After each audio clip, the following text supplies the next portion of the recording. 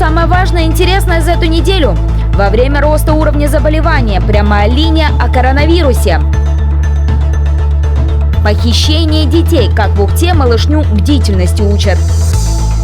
Общественные слушания в администрации обсудили стратегию развития Ухты.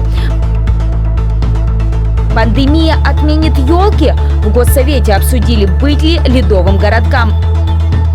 И дискотека века на проспекте Ленина громко проводили будущих солдат. Смотрите прямо сейчас.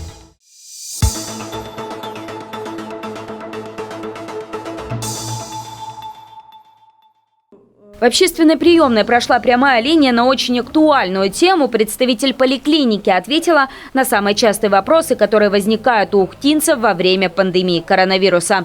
Первый и, пожалуй, главный – когда берут мазок на анализ? Мазок берется, при любых признаках ОРВИ у лиц старше 65 лет в обязательном порядке. У лиц при наличии тяжелой сопутствующей патологии, я уже говорила, какая это патология, не буду, наверное, повторяться. Обязательно берется у лиц, приехавших из-за рубежа, у бывших в контакте с больными с ковид. Если при том, что если симптомы у них появились, пока они на карантине, у них берется мазок немедленно. Если симптомов нет, пока они на карантине, значит на 10-й день берется мазок на ковид. Обязательно берется у медицинских работников, которые сталкиваются с инфекцией, кто ездит на вызова именно на ОРВИ, на ковид, или работает с биоматериалом. И у работников закрытых учреждений, таких как школы-интернаты, УПНИ, чтобы не было заноса в закрытое учреждение. То есть это тот перечень, у которого прям обязательно берется мазок. При легкой степени тяжести все-таки на усмотрение врача. Ни для кого не секрет, ситуация напряженная. Люди, естественно, хотят знать, болеют они COVID-19 или просто простыли. А стоит ли требовать взятия материалов на анализ при любом чихе? Смотрите, опять легкая степень ОРВИ, так же, как и легкая степень ковида. Если берется мазок, то есть при ОРВИ мы ждем 14 дней, сейчас больничный лист открывается на 14 дней и выпускаем к труду, если мазок не взят. Если мазок взят, и он пришел положительный, то есть к 14 дню берут еще 2 повторных мазка, и, к сожалению, сейчас еще 10 дней, 11 мы ждем, пока придут результаты этих мазков. По сути, человек уже к этому времени не заразный, но он в это время вынужден находиться на листине трудоспособности, поскольку первый у него был плюс. Одним из специфических признаков коронавируса стала потеря обоняния, но медики напоминают, это также не всегда является поводом для взятия мазка. Потеря обоняния может быть и при синуситах, и при выраженном рините. Просто потеря обоняния при ковиде и потеря обоняния при синуситах иногда имеет разную клиническую картину. То есть при синуситах хоть когда-то какой-то запах пробивается, особенно резкий запах, спирт, нашатырка. То есть он все равно в легкой степени, но мы его чувствуем. При ковиде чаще возникает именно анасмия, то есть никакой запах не воспринимается, никакой не распознается организмом. Актуальны вопросы по назначению антибиотиков. Медики тут единогласны. Такие препараты нельзя назначать себе самостоятельно. В настоящее время действует 9-я версия клинических рекомендаций от 26 октября этого года, в которой четко прописано, что сам подтвержденный тест ковид или наличие ковид-пневмонии, вирусной пневмонии не является показанием для назначения антибиотикотерапии. Антибиотики назначаются только в случае присоединения бактериальной инфекции. Показания к назначению антибиотиков определяет доктор, который приходит на вызов для амбулаторных пациентов. Первая схема доступна и которую можно начать, не дожидаясь врача, это грипферон в нос капельки, по 3 капли 5 раз в день, и орбидол 200 мг по одной таблетке 4 раза в день. То есть это то, что можно начать принять самостоятельно, если вы почувствовали, что у вас есть симптомы ОРВИ или пропало обоняние до приезда доктора. Самый верный способ выявить ковидное осложнение, пневмонию, это сделать компьютерную томографию. На нее отправляют только по показаниям. Показания КТ при первичном посещении – это снижение сатурации, наличие одышки, а при повторном – это температура выше 5 дней. То есть тогда направляют на КТ. Еще на КТ может направить врач уже при личном посещении, то есть если что-то ему в объективном осмотре не нравится. Хрипов много, частота дыхания высокая, тяжелая сопутствующая патология, да, которую сложно разграничить, это обострение основного заболевания или это развивающаяся пневмония. Таких могут направить вне клинических показаний и раньше на КТ. И на КТ очередь, соответственно, большая, потому что очень большой поток сейчас идет, очень много заболевших, как и везде. Также специалист отметила, с КТ в Ухте, как и везде, теперь не все просто. Аппараты, как и медики, работают на пределе мощностей, загруженность 98–100%. То же самое и с лабораториями. Результаты тестов теперь можно прождать до 2 недель, и у нас, и в Сыктывкаре лаборатории перегружены. Как и, впрочем, вся система здравоохранения. Вот смотрите, сейчас такая ситуация, да, большая загруженность врачей. Если фельдшер пообещала, что придет врач, а врач не пришел, лучше сделайте повторный вызов на дом. Потому что, к сожалению, фельдшера заболевают, не всегда все успевают передать врачу. Чтобы не было, да, пропусков, посещений, особенно если это касается больничного листа, да, и у вас подходит срок, по которому у вас больничный, нужно вызвать врача на дом. Вызов передадут. И уже тогда доктор с вами или сам свяжется, или приедет, или фельдшера отправит. То есть все равно какие-то действия будут предприняты. Если вам нужно продлить больничный лист, а результатов отрицательного теста так и нет, вам также необходимо вызвать врача на дом. В поликлинику для закрытия больничного идти нельзя.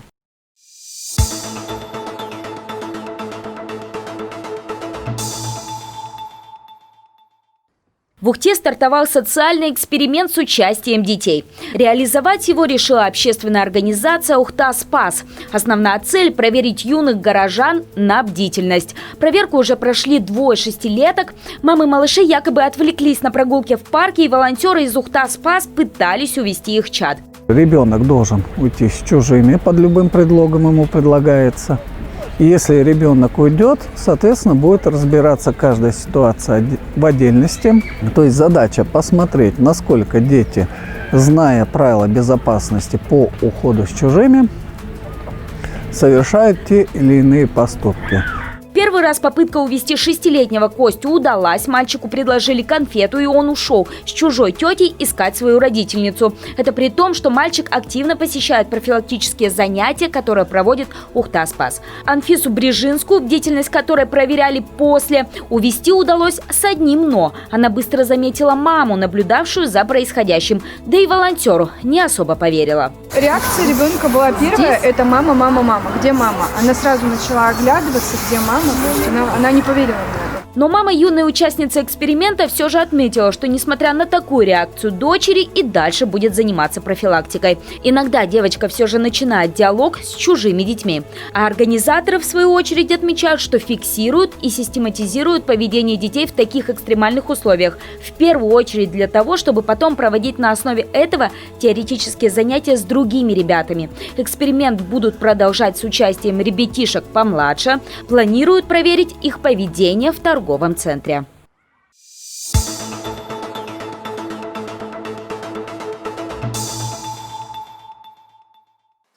В администрации Ухты прошли общественные слушания проекта стратегии развития муниципалитета на 15 лет.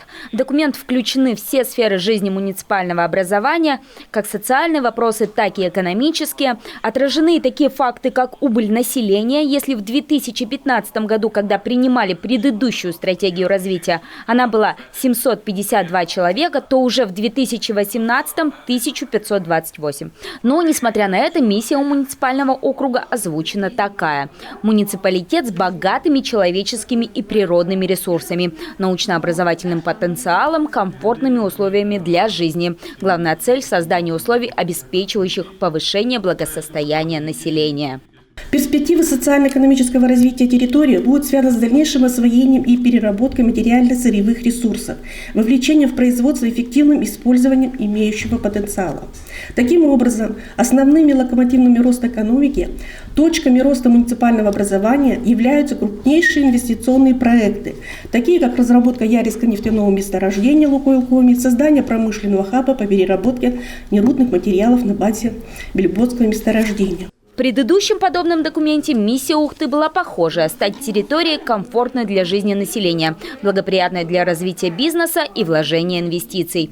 Действовала предыдущая стратегия до 2020 года, но если посмотреть на представленные в новом проекте графики, объем инвестиций был сравнительно высоким только в 2016 и 2017 году, но к 2018 снова упал – с 51 миллиона рублей до 34,8.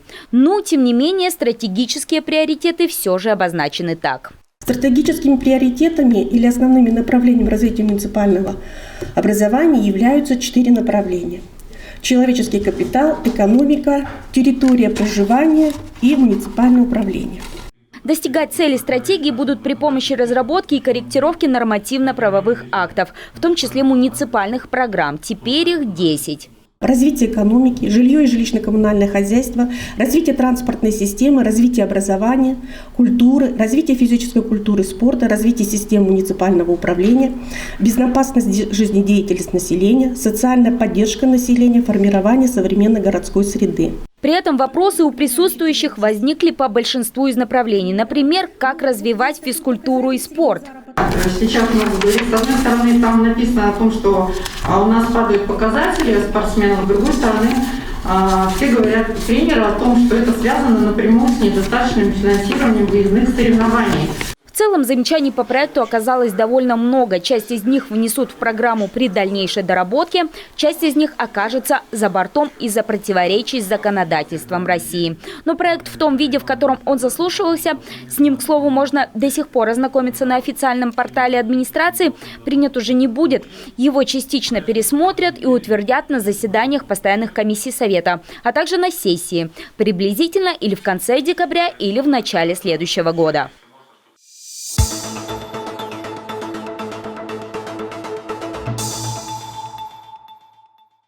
В Госсовете Республики Коми обсудили, целесообразно ли возводить ледовые городки к новому 2021 году. Праздник буквально на носу, к нему начинают обычно готовиться уже в конце ноября, но не повысит ли это количество заболевших коронавирусом? Так депутат Надежда Жидалева напомнила, что в Москве ввели ограничения до 15 января. Новогодних гуляний там не будет. Ее коллега Надежда Дорофеева также отметила, стоит ли тратить бюджет на то, что, возможно, будет запрещено при введении наиболее жестких мер профилактики COVID-19. Министр культуры Сергей Емельянов, в свою очередь, заключил, что дети и так достаточно долго просидели на самоизоляции, и лишить их Нового года в таких условиях – преступление. Но, судя по всему, судьбу елок в этом году мы узнаем только после 20-х чисел. Тогда начнется новогодняя кампания. Возможно, решения будут принимать в зависимости от статистики заболевших.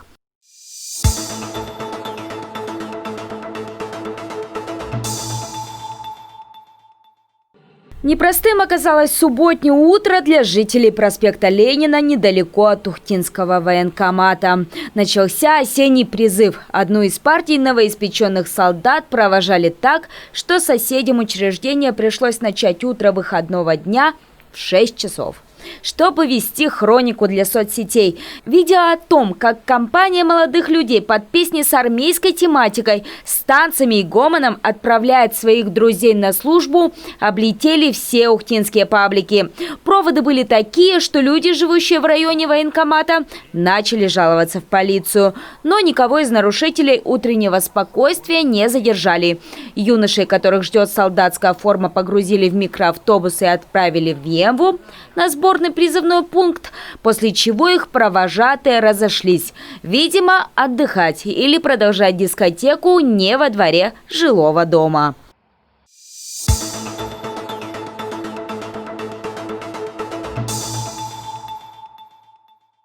В минувшую субботу в детском парке прошла акция «Доступное жилье», в которой могли поучаствовать все горожане. Посвящена она улучшению жилищных условий белок и птичек, обитающих в городе. Все ради того, чтобы маленькие обитатели парка вернулись на свое привычное место после долгого ремонта. Реконструкция, которая продолжалась около года в детском парке, то есть строительство, оно немножко, так сказать, повыгоняло, белочки и птицы ушли из детского парка в другой ареал, в близлежащие районы. Но, соответственно, наша задача вот этого конкурса, чтобы лучшие кормушки и скворечники были вывешены в детском парке, чтобы дети, их родители приходили, высыпали различные корма, ну, соответственно, будет корм, будет и животные, будут и птицы.